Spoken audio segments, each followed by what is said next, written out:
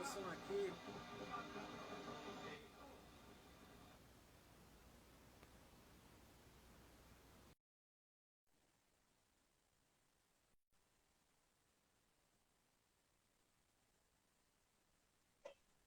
E aí, meu irmão? Opa, boa noite, boa noite. Esse é o Gueto Podcast. Tem que segurar aqui. Vou conversar com um querido amigo, uma pessoa muito legal na cena. Renatão, vamos se apresentar aí. O pessoal tá chegando, tamo junto sempre. Valeu, galera. Beleza, meu nome é Renato, eu moro em Natal, né? Faço parte das movimentações libertárias por aqui. E maior prazer estar aqui participando do seu canal, para a gente ter essa conversa. E vamos nessa. Vamos nessa, vamos nessa. Pra quem não sabe, você falou aqui que tem várias. E o som tá melhor aí, pessoal. Deu uma aumentada aqui no celular. Deixa eu ver. Pronto, vejam aí se está melhor.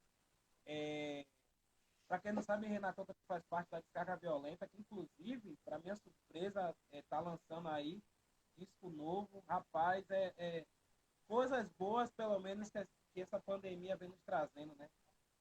Vem trazendo novas movidas, novas iniciativas que eu vi aqui no início e estão se mantendo nesse fio. Eu gostaria que você falasse um pouco também, Renato, a gente começar primeiro pela história, né? Que você deve ter também de sobra.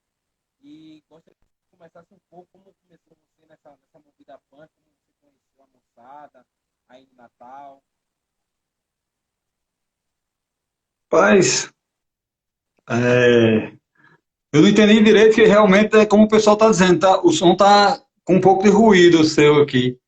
Mas, Eu, Peraí, deixa eu botar o fone aqui, peraí. Aqui, pronto. filha, pega aquele telefone para mim, por favor. Tá no som. Deixa eu pegar o fone. Grande Nau, Tiago, Debbie! Só gente bacana, olha só que legal. Lili, Cira. Eita, Glauco, E, ó. a- Não é o que tá e no aí, som. galera, o som agora ficou melhor? Melhorou. Melhorou, né? Pronto, pronto. Pode falar aí, meu irmão. Manda um abraço pra todo mundo que tá chegando aí. Avelindo, já vi Nau, já vi Deb. Tamo junto, Deb, direto de São Paulo aí. Mas pode falar, meu filho. Pode começar a meter brasa aí. Só tô aqui como espectador e ouvinte. Ah, botar um headphone aqui para melhorar a escuta. Isso, isso. Doriva? Pronto, pronto. Tô te escutando, tô te escutando. Show de bola. É, tá bom. Bom, é uma satisfação estar aqui presente em tempos tão difíceis, né, cara? Eu me sinto muito triste nessa época, porque tenho visto muita gente adoecer e outras morrerem, perderem amigos, familiares. A gente está vivendo uma situação extremamente delicada, séria pra caramba, né? E temos que continuar a nossa luta, né, cara? Infelizmente, nem o movimento punk, anarquista, nem ninguém tinha em mente acontecer algo desse tipo, né, cara? E tipo assim, desarticula tudo, de certa forma. A gente fica de mãos e pés atados porque sabemos que se nos expor, né, se sairmos tresloucadamente, como grande parte da população brasileira tem feito, é, implica não só consequências para a nossa própria vida, como a das outras pessoas, né? Nós não Exatamente. podemos ser assassinos também, como muita gente tem agido dessa forma, né? De forma irresponsável. Então, uma alternativa bacana tem sido justamente essas lives, conversar com as pessoas que a gente tem afinidade, que a gente gosta. É, vejo os amigos aparecendo aqui, olha só que alegria, cara, saber que a gente pode se encontrar pelo menos dessa forma, de maneira virtual, né? Isso é muito interessante porque vai mantendo os laços, a gente não se sente sozinho, né? dentro desse caos todo que está. Isso é muito bacana. Com certeza, rapaz. Você falou essas iniciativas, inclusive o Gueto Podcast nasceu nessa iniciativa, né? Agora em junho fazemos um ano. A gente nasceu nessa iniciativa de fazer um material diferente. Não sendo melhor, mas a gente tentando fazer algo que vá pela contramão, porque o que a gente está vendo hoje em dia é essa mídia, inclusive essa mídia tá dando muita voz e vez a imbecis, a idiotas, a pessoas que, né, não merecem o nosso tempo, não merecem que a gente perca tempo com elas. E acho que aqui é um local que a gente vai discutir alternativas, né? E é engraçado você falar isso, porque desse lance da pandemia, porque você também foi um cara que deve ter feito letra e tal para descarga e para os outros projetos que você venha a ter. E a gente falava tanto de caos social, tanto das letras dessa que um dia esse iria vir, e de fato a gente não estava tão preparado para esse o tamanho que isso se tornou, né, cara?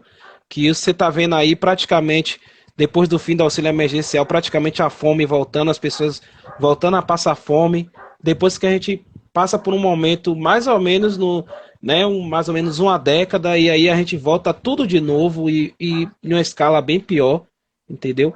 Hoje para mim foi vergonhoso ver comerciantes aqui em Salvador protestando para a volta do comércio, né? Um colapso que a gente está vivendo aí. Não sei como está em Natal, mas aqui praticamente está quase 100% dos leitos já ocupados e a galera não se conscientiza nesse setor, né, cara? Aqui tá terrível, Natal. Com certeza. Mas vamos falar de coisas boas, né, velho? O que vocês estão lançando agora. Eu gostaria de saber um pouquinho mais como foi esse processo de criação. Não sei se foi antes da pandemia ou se foi durante, entendeu? Pois é, o que você está falando que a gente lançou é esse disquinho aqui, Send A, né? É interessante, Doriva, porque a gente fez esse material aqui, essa gravação, foi a convite de um amigo nosso que estava fazendo um curso de gravação em áudio, sabe, de estúdio, lá aqui na universidade, só que era um curso técnico. E ele tinha que fazer um trabalho final, assim, para apresentar e queria fazer Pô, é uma massa. gravação de bandas, né? Aí gravou a banda dele, que é a Valvulosa, e gravou a gente. Aí a gravação da gente ficou tão boa que a gente se entusiasmou para lançar de alguma forma, né? E comentando com o Josimas, da No Gold No Masters, eles, rapaz, a gente está com um projeto de lançar bandas do Nordeste, né? Seria massa se pudesse lançar esse material num EPzinho, um compacto. A gente topou na hora, porque a afinidade é imensa com o Josimas, com a Andresa, com todo o pessoal da Tuna e da No Gold No Massa. Masters, do No Gold No Masters de São Paulo, né? E resultou nisso aí. Interessante que a gente fez essa gravação em outubro, né? Antes de começar essa coisa toda da pandemia. E no Hum, dia, e nessa gravação a gente montou um som chamado assim, normal. É só uma doença. Uma crítica a essa normalidade imposta, sabe? Que as pessoas não sabem lidar com a questão da empatia, da convivência, do estar junto, ou do estar só num estado de solitude, entendeu? Não de solidão, mas estar bem consigo isso. mesmo, sabe? Muita gente fica com problemas por causa disso tudo, dessa pressão social em cima. É tudo muito complicado. Então, parecia até que a gente estava já prevendo isso, que isso ia acontecer, assim, que o quanto a normalidade também adoece as pessoas, sabe? É num exemplo desse, numa hora de pandemia, ou de um blackout, ou de qualquer coisa do tipo, que a gente vê o quanto a normalidade é cruel com as pessoas, o quanto enquadra, sabe? E quanto isso é massacrante, quanto isso é sufocante. As pessoas não sabem lidar com em outras circunstâncias, fora desse padrão, e as consequências são terríveis, a gente está vendo agora, né? Um desrespeito tremendo, as pessoas não estão nem aí. Vamos saboreando o caos da forma mais negativa possível. Exatamente. Quem acabou de entrar foi Léo, da Lixa de Nós também, um canal muito bom. Tem tomado outros horizontes incríveis. Chancho também, que se eu não me engano é a banda também. Um forte abraço. Forte abraço também, Léo. Amigão. Tamo junto na luta. E aproveitar o pessoal para seguir a gente no canal aí. Não somos seguidores, né? Eu não gosto dessa palavra seguidores. É apoiadores. Vocês vão apoiar nossa iniciativa, acompanhar nossas produções. porque isso aqui a gente não ganha um centavo, né? A gente e não pretende, é mesmo para estar lançando, para estar fomentando e criando novos horizontes. É uma nova mídia, né, cara? Uma nova forma de fazer mídia. Aí também, cara, eu gostaria que você falasse quanto tempo já que tinha que vocês não produziam material da descarga, né? Quanto tempo já que tinham que vocês no hiato, mais ou menos? E a gente ficou muito insatisfeito com o que rolou depois das gravações que a gente fez em vinil, das coletâneas principalmente, porque e dos compactos, dos dois primeiros compactos, porque o pessoal ficava repassando por um preço absurdo, né, cara? Hum, Material muito caro, e isso desanimou muito a gente. Teve a coletânea das gravações que a gente fez, na discografia também, que aconteceu a mesma coisa, e isso desmotivou a gente com relação à gravação. Só que a última que a gente tinha feito, eu acredito que tenha sido em 2007, que foi um CDR que a gente lançou chamado Barbárie. sim, sim. Era outra formação, inclusive eu, Glauco e Wagner. Nessa atual, eu, Glauco e Igor, só que Igor não pôde participar porque está envolvido com as questões acadêmicas dele. E aí a gente aproveitou a oportunidade que Marcos ofereceu dessa gravação, né? Gratuita, num estúdio de altíssima qualidade, e fizemos esse novo material, lançando também por amigos, até para não dar respaldo para essas coisas usurpantes que tem, né, do mercado de vinil, que as pessoas têm um certo fetiche com relação a isso, e, de certa forma, também foge da postura da gente, assim, a gente não quer isso, não. Esse CD, por exemplo, que a gente lançou, o Barbárie, a gente não vendeu, foi repassado ou por troca ou doação, que não pudesse, não tivesse nada para trocar, a gente gravava e mandava e tal, assim. Se a pessoa pudesse mandar os custos de envio e de parte gráfica também, ajudava, se não, tudo bem. E, mas durante esse tempo, a gente sempre estava tocando por aqui por Natal, a gente passou um tempo organizando algumas atividades de rua, chamado Cultura de Rua contra o Fascismo, não só a descarga violenta, né? Eu e Glau, Sim. que somos parte da banda, participavam diretamente na organização, mas junto com outro pessoal punk e anarquista daqui da cidade, assim. Era, aconteceram vários eventos, assim, a gente ficou meio desgostoso com aquela prática antiga de shows em bares, fechado, Sim, cobrando sim. entrada, porque era sempre desgastante, assim, né? E a gente conseguiu montar uma estrutura mínima de som para poder fazer na rua também, sabe? E aí era bem legal, porque a gente montou umas bancas com fanzines, com livros, com discos, e outros materiais, assim, para troca, para venda, para escambo de forma geral, né? Aí tinha distribuição de feijoada vegana também para o pessoal. Tomara que quando as coisas melhorarem um pouco e se estabilizarem, se estabilizar, a gente volta a fazer isso. Ou então, reinventa de outra forma. O importante é não se acomodar à situação. Então, Pô, voltando a essa questão das gravações, o último foi em 2007 e esse agora, em 2021. 2020, a gravação foi em 2020. ô, cara, muito bom que você está trazendo. E agora você está falando de movida, de intercâmbio. Eu gostaria que você falasse um pouco como era naquela época, né? Antes de internet, antes de que você falou aí que funcionava o sistema de trocas e tal. Como era que vocês faziam, né, para transitar por outros estados, que eu sei que vocês faziam muito isso também.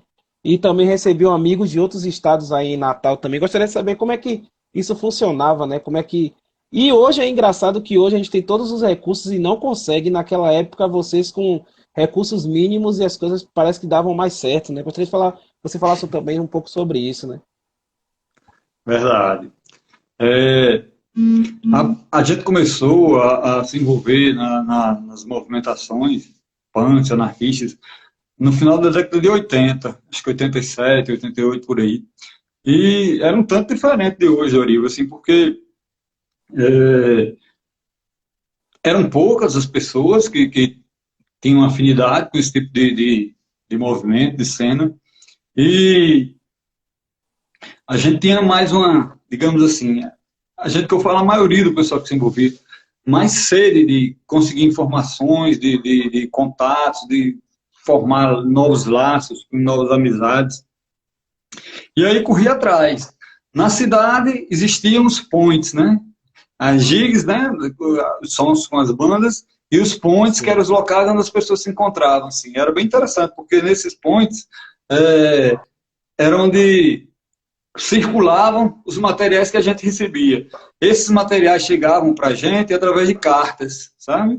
O Correio foi um grande auxiliar na expansão do movimento punk, por incrível que pareça. Tudo que chegava, que a gente recebia, levava para esses encontros e socializava com o pessoal. Assim,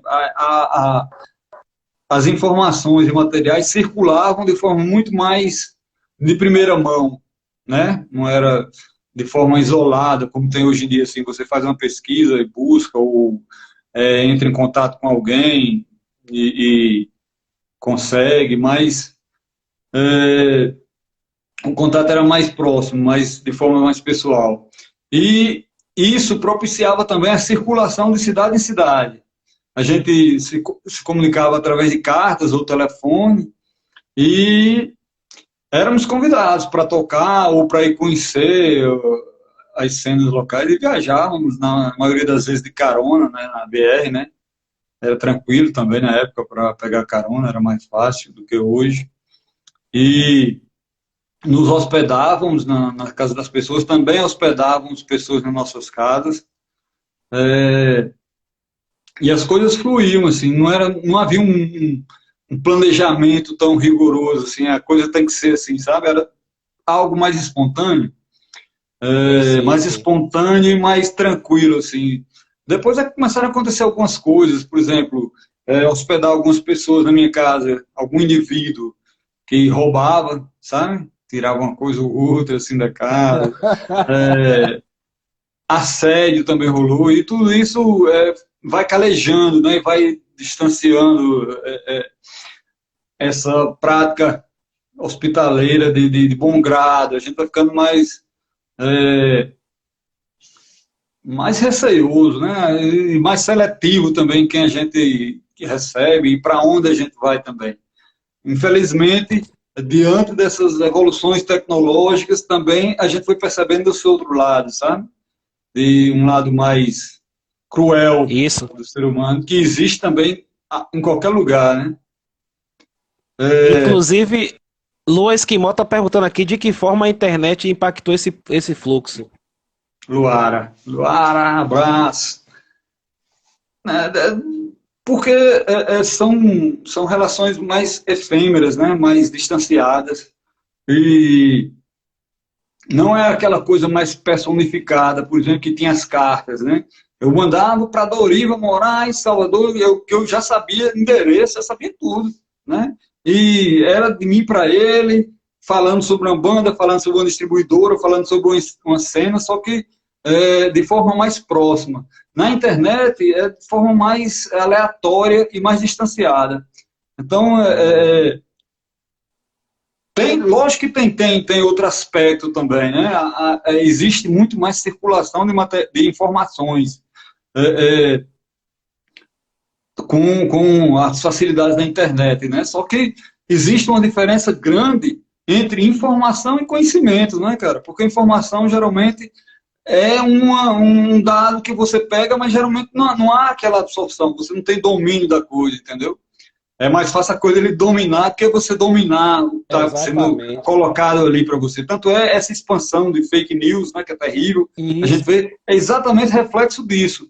É a informação que domina a opinião, cria uma opinião e não realmente conhecimento, saca? Eu acho que a diferença é basicamente essa. A internet há uma maior circulação, mas mais superficial. Enquanto que no contato pessoal, nas cartas, nos fanzines, nas revistas que a gente trocava, nas demo tapes, que eram fita cassetes, com encartes geralmente bem recheados de notícias de tudo que estava acontecendo, e era um conhecimento mais próximo da realidade. Acho que a diferença se dá justamente dessa questão. na década de 80 e 90 havia um vínculo maior com os acontecimentos locais mesmo, reais que aconteciam. E na era do e-mail, do Instagram, do Facebook, são mais superficiais, infelizmente. Léo Aranha tá falando aqui que, apesar do tempo que uma carta levava para chegar até determinado estado, a informação nunca era irrelevante. Com certeza, com certeza.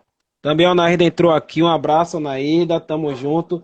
Jorrel também, um abraço, meu irmão. Também o cara faz também várias artes também, da banda Nihil também, um forte abraço. É Mas fantástico. é isso mesmo, cara.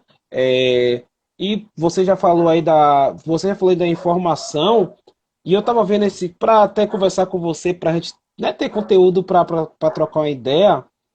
Eu vi o documentário que foi feito aí em Natal, né, que eu acho que teve alguma pessoa que fez para projeto final de curso e tal. E aí eu gostei Relatos de muito do uma cena. documentário. Isso, Relatos Relatos de de uma uma Cena. cena. Isso. Aí eu gostaria que você falasse um pouco, porque tem uma parte que eu vi muito rica de fanzines, né? Como é que funcionava esse sistema de fanzines aí em Natal, né? Como é que vocês se relacionavam na questão dos fanzines, né?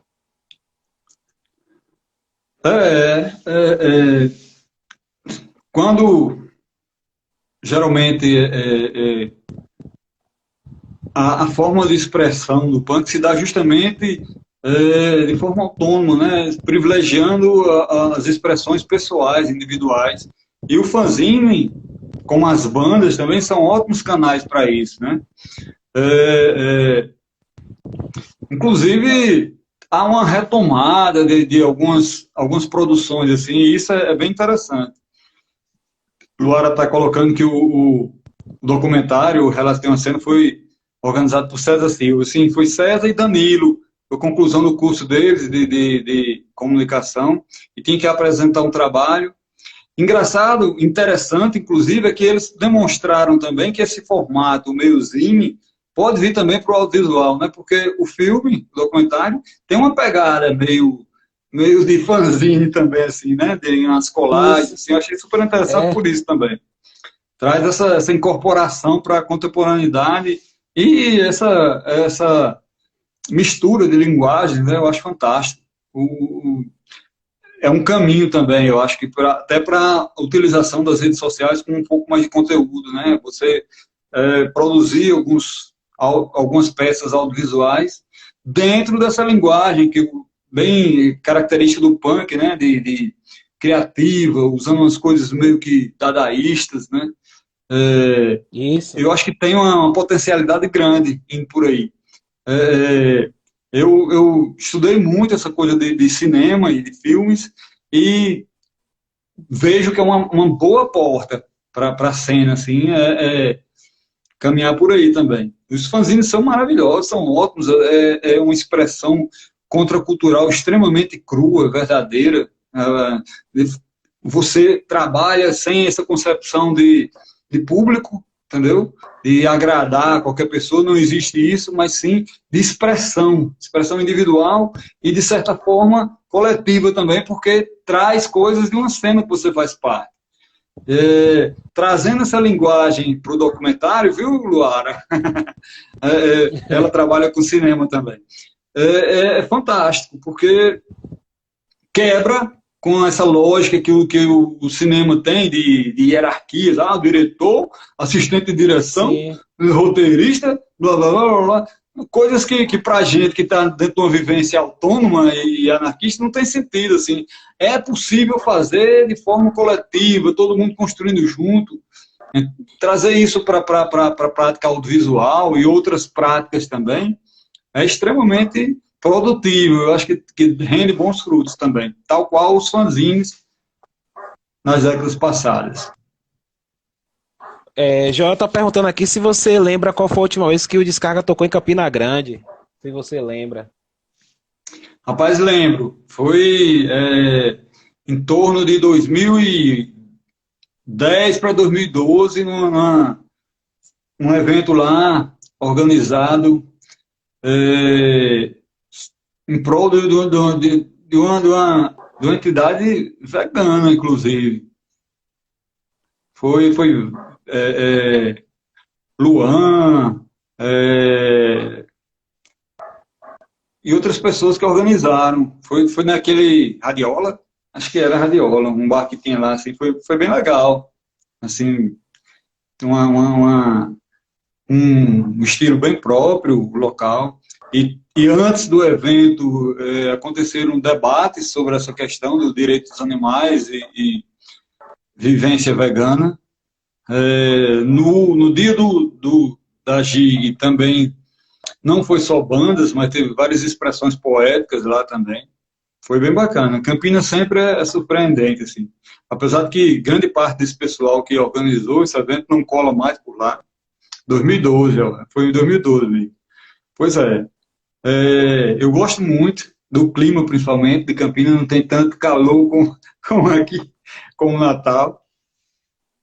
É, e foi bem bacana. Como a grande parte das gigs punks devem ser, né, cara? É terrível quando você viaja para outro local assim e se depara com estrutura centralizada, hierárquica, ou com intenções comerciais, né? Isso é muito chato, principalmente para bandas como a nossa que se preocupa muito com isso, sabe? Dessa não diferenciação entre banda e público, relações mais é, horizontalizadas, sabe? E em Campinas sempre acontece isso, é muito bacana. Campina Grande. Adriano tá falando aqui que vocês tocaram junto com a Derriba dos Muros também, na época, lá no Vitrola. Foi nesse mesmo evento. Ah, isso mesmo, isso mesmo. Deixa eu ver aqui. Lua falou de novo o seguinte. Deixa eu ver. Mas a galera do audiovisual não tá a fim de desconstruir a hierarquia, nem de abrir mão de ter uma pessoa só assinando a direção. Aí a gente fala mais de uma visão mais contracultural, né? Quando você mesmo faz, você está incomodado com aquele sistema, você liga a sua câmera, liga seu celular. Hoje em dia tem gente fazendo filmes curtas, fantásticos, apenas ali com o celular, aprendendo as manhas na internet. É uma área que eu me interesso muito, é uma área que eu tô de fato até pesquisando bastante. Já faço algumas edições toscas aqui da banda mesmo e tal. Mas ela falou uma coisa interessante, né? E às vezes também para não sair dessa marra, né? Eu gostaria também que você falasse dessa sua experiência também, mais audiovisual, como você começou a se interessar e como você começou a incorporar isso também no punk ou na sua vida, né, de fato. Uhum. O audiovisual me ajudou, inclusive, a fazer alguns lançamentos da banda, assim, porque, tipo, eu tinha 17 anos, cara, sem grana, sem perspectiva. E aí meu irmão trabalhava numa rádio, aqui em Natal, que essa rádio abriu uma televisão. Aí ele soube que estava precisando de gente lá, e eu me candidatei lá e entrei como cabo man, uma profissão que nem existe mais. Sim. Enrolando cabo mesmo, né? Porque, tipo assim, tinha um cara que gravava com a câmera e tinha um VT, videotape atrás, que tinha os cabos e tal. Sim. Aí tinha um cabo man e tinha um operador do VT. Eu comecei como cabo man, depois operador do videotape e depois cinegrafista, repórter cinematográfico e por aí seguir. E aí, foi trabalhando nessa empresa mesmo que eu consegui juntar algum dinheiro também, consegui outro emprestado para a gente gravar o primeiro compacto da banda. Ou seja, tem uma ligação. Né? E aí, antes de arranjar esse emprego, não era definitivamente minha praia, essa questão do audiovisual, do cinema.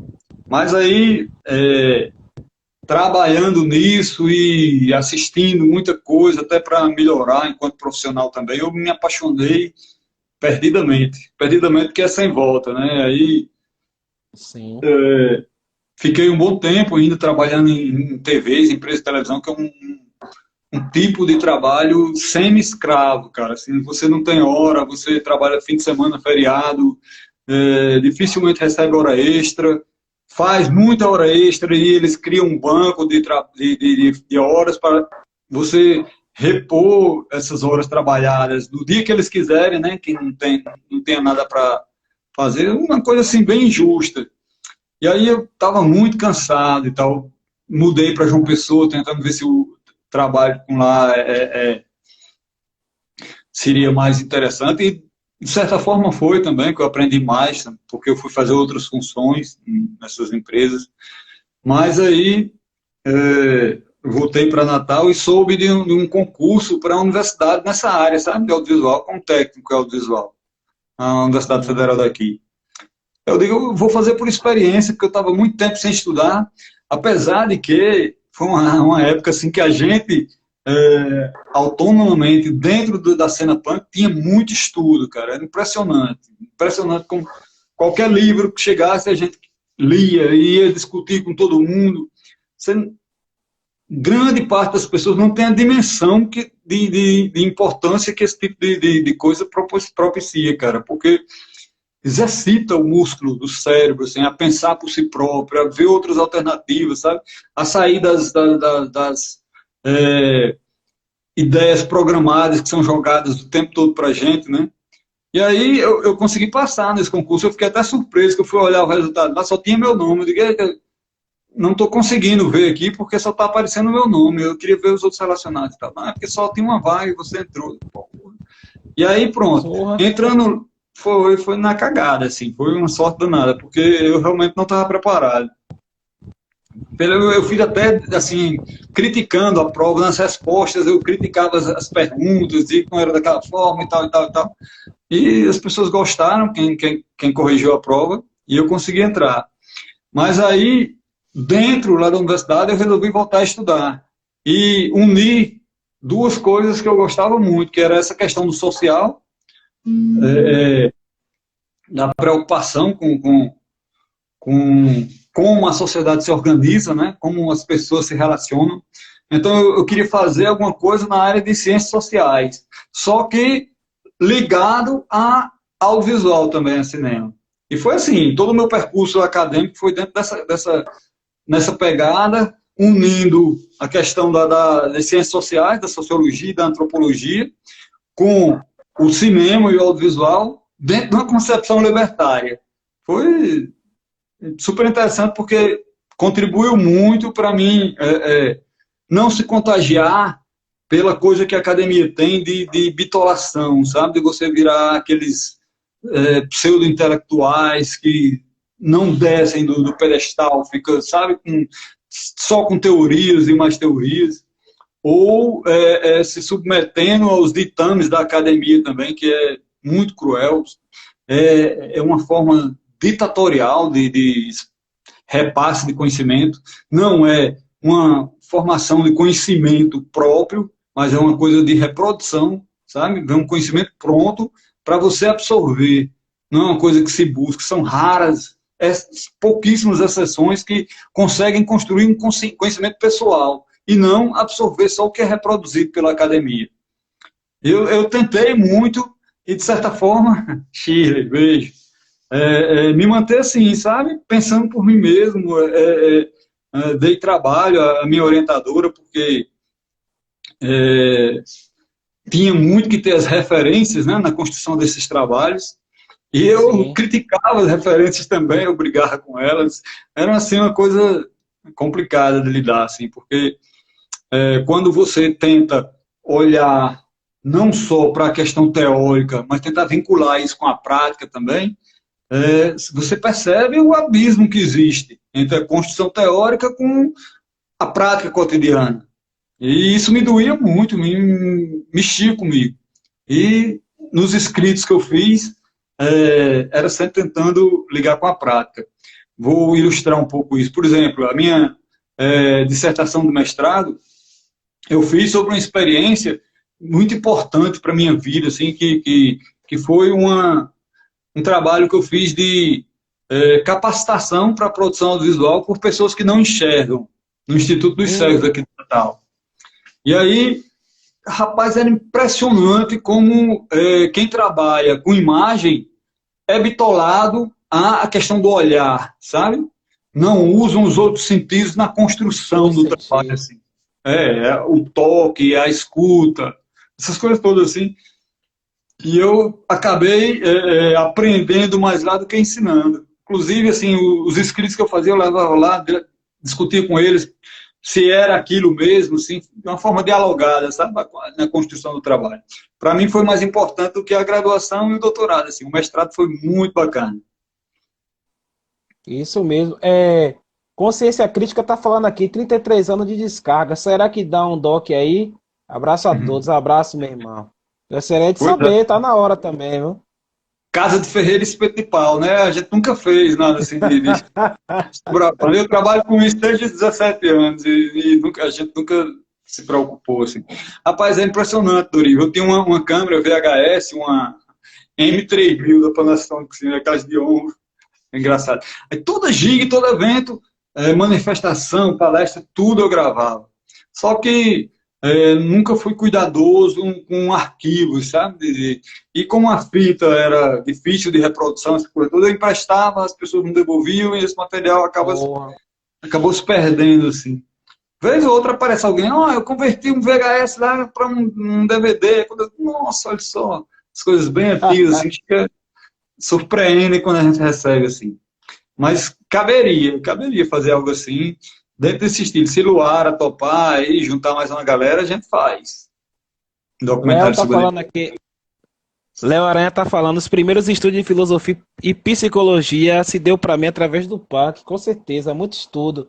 Agora me diga uma coisa, você tá falando isso aí, então foi você o responsável que levou o Tuna para TV aberta num vídeo que tem neles na internet, foi você que fez o intercâmbio para eles chegarem na TV aberta, não sei se foi em Natal ou foi na Paraíba, não lembro direito, mas foi você o responsável?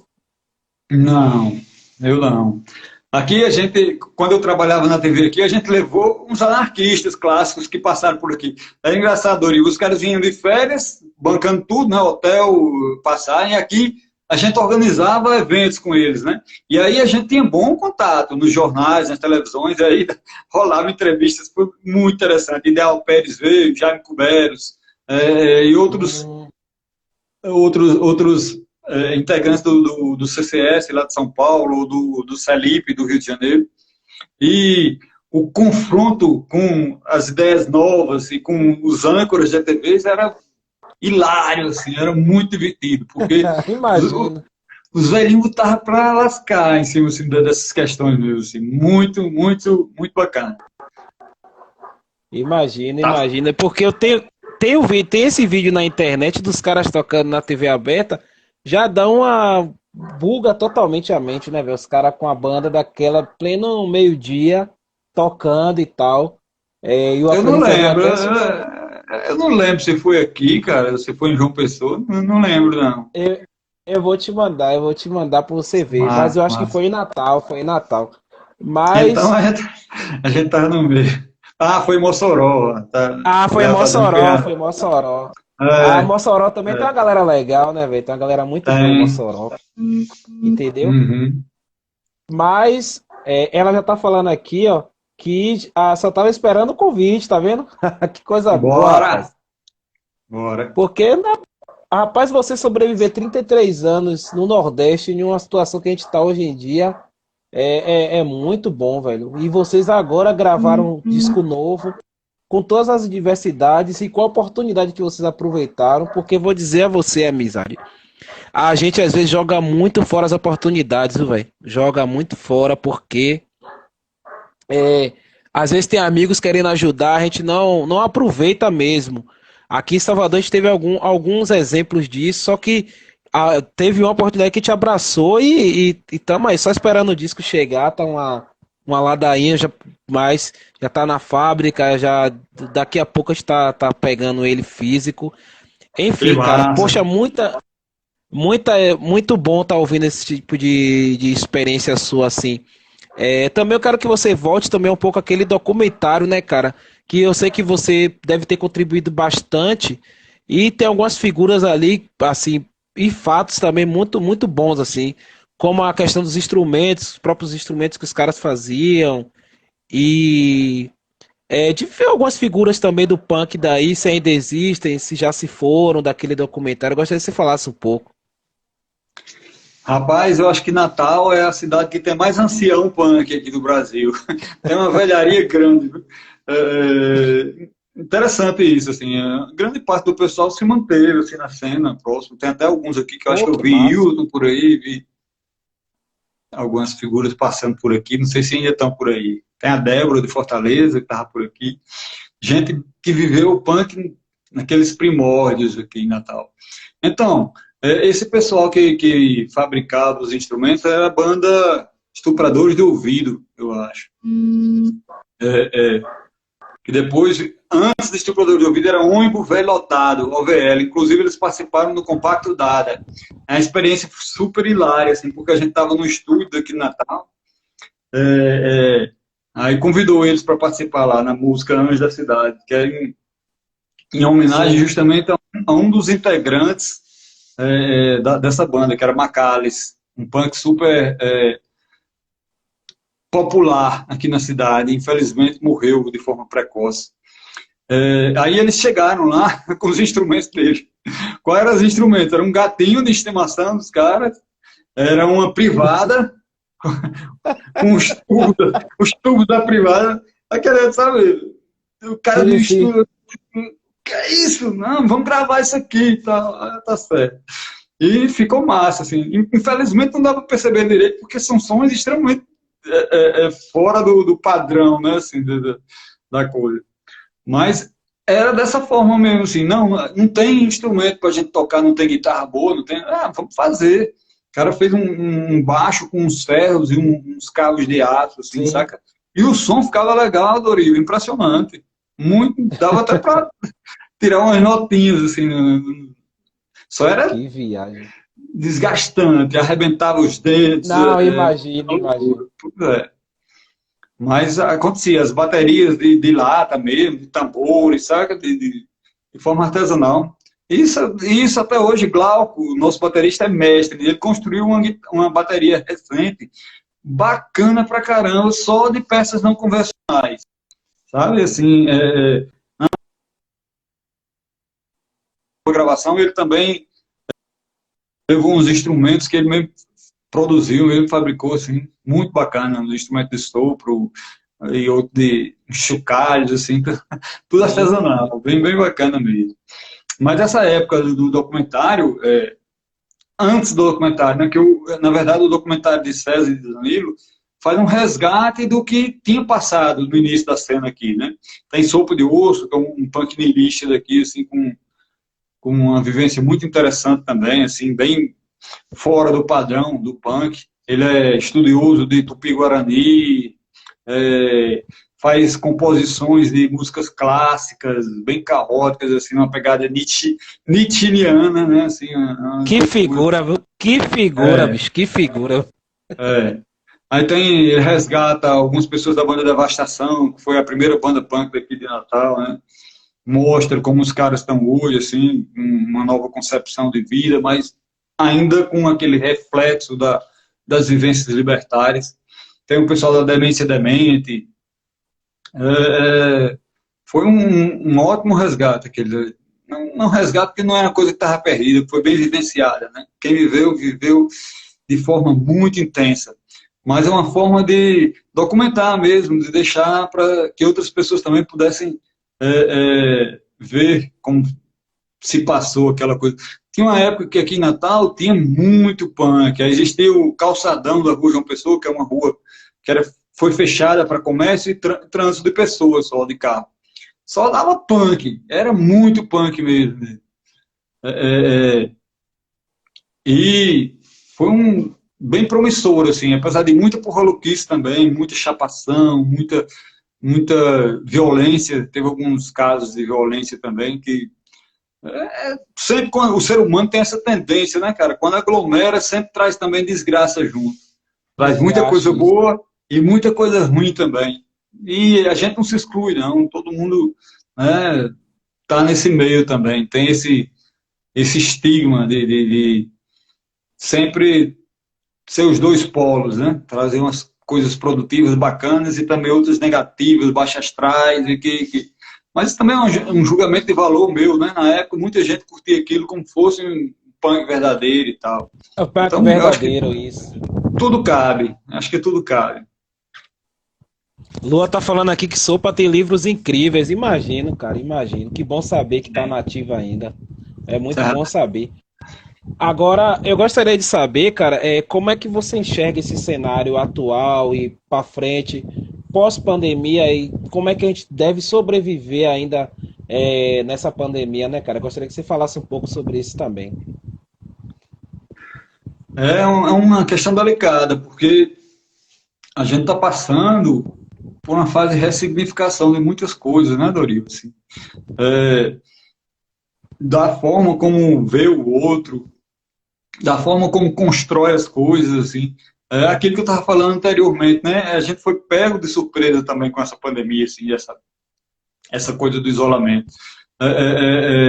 Até aquelas pessoas que eram adeptos das teorias conspiratórias, de construir o bunker, pensando no holocausto, no Sim, caos, estão aí sem máscara, circulando por aí, como que nada tivesse acontecido. Porque grande parte debandou para essa coisa de Bolsonaro também, né? Esses teóricos da conspiração. Mas eu, trazendo para a gente, assim, eu acho que tem que rever muita coisa, cara, assim, de nossas práticas mesmo, assim, por exemplo, essa coisa da ascensão do fascismo, né? A gente, desde a década de 80, a gente denuncia essa retomada dele, isso, seja com os skinheads, né? Seja com os integralistas se reagrupando, aquela coisa toda. E a esquerda toda nunca deu trégua pra gente, né? Trela. Dizer que isso era coisa de gangue ou sei lá o quê. A gangue chegou à presidência, cara. Entendeu? exatamente, exatamente. Né? Assim, uma coisa absurda. E a gente perdeu muito tempo com embates corporais com esse tipo de gente, assim, que eu acho que tem que ter outras táticas, tem que ressignificar isso tudo e as nossas próprias construções mesmo, sabe? É, vivenciar coisas que a internet não pode saber, por exemplo, sabe? Sair Isso. dessa coisa da virtualidade. Eu O prego mundo muito novo, isso, eu prego também muito isso.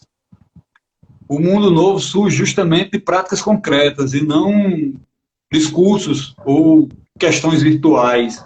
Eu acho que o exemplo é que é todo poderoso. Então, tem que ir por aí. É um desafio muito difícil, porque eu percebo que essa nova geração que está chegando é, não tem esse tipo de prática, né, de vivência, é muito próximo da questão do virtual mesmo, das relações mais distanciadas. Então, cabe a gente também se meter nisso e ó, vamos trazer para as coisas mais práticas também, vamos edificar. A gente fala tanto em nova forma de organização, vamos edificar o novo, então. Com a educação, sensibilização, começando em casa. A anarquia começa na Exatamente. pia, né? Rose, tem razão. Eu acho que é por aí, assim, exatamente. Aquela frase lá dos zapatistas que diz: trazemos um mundo novo em nossos corações. Vamos botar para fora, sabe? Traduzir isso na prática cotidiana, mostrar esse mundo novo, sabe? Não só com discursos intolerantes, tão somente, ou com práticas agressivas, mas também não aquela coisa de paz e amor tão somente, que Mas também se torna estéril quando não tem uma conexão com a prática, sabe? As relações amorosas são de posse, são de sei lá o quê, as relações familiares são hierárquicas, tudo isso é destrutivo, é o que a sociedade passa para a gente desde criança, sabe? A gente tem que quebrar com isso e tentar construir formas novas. Eu acho que é por aí, assim, sabe? é isso que É você meio tá falando, é tópico, mas muito bom. Não, não é não, sabe por quê? Eu me recuso, cara, a dar palanque a otário, eu me recuso a falar, ficar falando uma hora desse presidente genocida aí, de fazer um podcast, de fazer um audiozine, pra galera que tá sacando aí, ó, tem um audiozine na sua segunda edição, de falar desse cara. Claro, a gente vai falar de alguns assuntos que remetem a ele, mas você fazer um conteúdo exclusivo para dar palanque a ele, eu de fato me recuso, cara. Me recuso mesmo. Eu acho que a gente tem que se resignificar e reaprender, reaprender porque, né, a gente nossas práticas, às vezes, nossas visões de mudança não estão chegando onde deve chegar, não está chegando na periferia, não está chegando nas pessoas simples, pessoas comuns. Acho que está na hora, né, de sair um pouco mais da academia, de sair um pouco mais do palco, de sair um pouco mais do estúdio ou sei lá de onde e começar a fazer na prática com paciência. A gente não pode ter também, achar que as pessoas têm que mudar na tora, mudar rapidamente, porque isso não vai acontecer. Porque o mundo tem mais aí de não sei quantos milhões de anos, né, cara? E o ser humano sempre ele vem evoluindo, então acho que é uma luta contínua, né? Uma luta árdua, né? Não sei se você concorda com essa linha de pensamento. Concordo totalmente, cara. E uma coisa assim que muita gente não percebe é que, de certa forma, a gente tem isso na prática, cara. As redes de amizade e de colaboração que existe dentro da própria cena punk, sabe? Agora ninguém percebe isso, assim, de difundir isso de forma mais ampla, para mais pessoas, nas relações de trabalho, nas relações de família, em tudo quanto é lugar, onde for possível, Isso. sabe? Jogar para fora mesmo, sair do gueto, né? Eu acho que o caminho é por aí. Não pode ficar só na teoria, como você falou. Ou Você na está dizendo defensiva aqui, o tempo todo. você está dizendo aqui, eu digo para minha filha que tem 5 anos que ela é linda, que ame sua cor e Pérola. todas as outras. É, tentando destruir todos os preconceitos dos mais ridículos, como cabelo, pele e local de nascimento. Praticar a teoria no seu meio, em qualquer ambiente, com certeza. Vou aproveitar também e mandar um Salvado. abraço para Morto, Morto que apareceu aí rapidinho. Também um forte abraço, irmão. Um abraço para Marie também, grande, também participou dessa nossa segunda edição do Audiozine. Vocês que estão curiosos aí para saber que iniciativa é essa, vão lá, tem no Spotify, tem no Anchor, tem todos os endereços aí no podcast. Pô, cara, tá sendo muito bom esse bate-papo com você, certo? É, nesse mês que a gente atravessa, né, essa pandemia que voltou com tudo, cara, que as pessoas parece que decretaram o fim da pandemia e fizeram, né, e começaram a andar sem máscara, a aglomerar novamente. Enfim, cara, gostaria que também você fizesse suas considerações finais também, a gente começasse a falar um pouco, o tempo já estamos chegando ao fim, cara. E muito obrigado, obrigado a todos que participaram. Mas vamos conversando ainda até que dê para chegar lá até o fim, com certeza. Pois é, Doriva, a gente começou e falamos muito da cena aqui de Natal, né, dessas coisas todas que aconteceram por aqui, mas eu queria ressaltar a influência que existe, assim, essa imbricação da cena no Nordeste como um todo, assim. Puxa vida, Salvador, cara, eu acompanho a cena daí desde a década de 80 e muito me influenciou, saca? Desde a azucrinação, distúrbio, Revolução Proletária, antropofobia, essas bandas todas, o Tente Mudar, o Zine lá que era cantado, Informação Alternativa, as poesias do Mosca, Grito, aquela galera toda, o Escato, nossa, Neurastenia, essas bandas todas assim, contribuíram para a minha formação também, saca, cara? O Sem Acordo, do Robson, a Luciana, essa galera Sim. toda assim. Trouxeram coisas aqui para a cena do Nordeste que não existia, essa luta pelo veganismo, saca?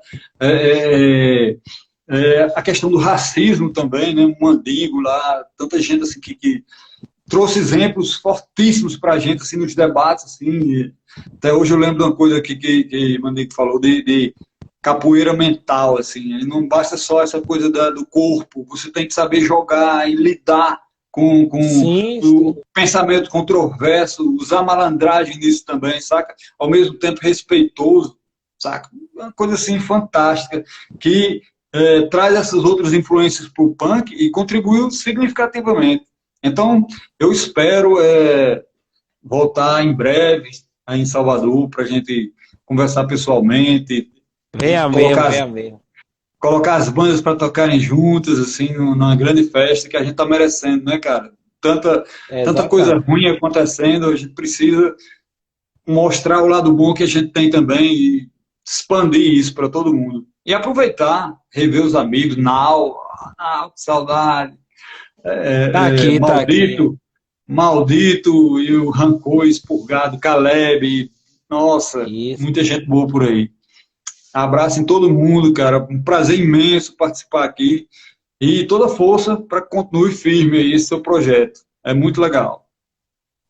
Nau tá aqui, cara. Pensei que ele já tinha ido já, mas ele sabe que É ele é um, uma grande influência também. Tá aqui, foi, com certeza. foi um Scato irmão que o também, punk pô. me trouxe.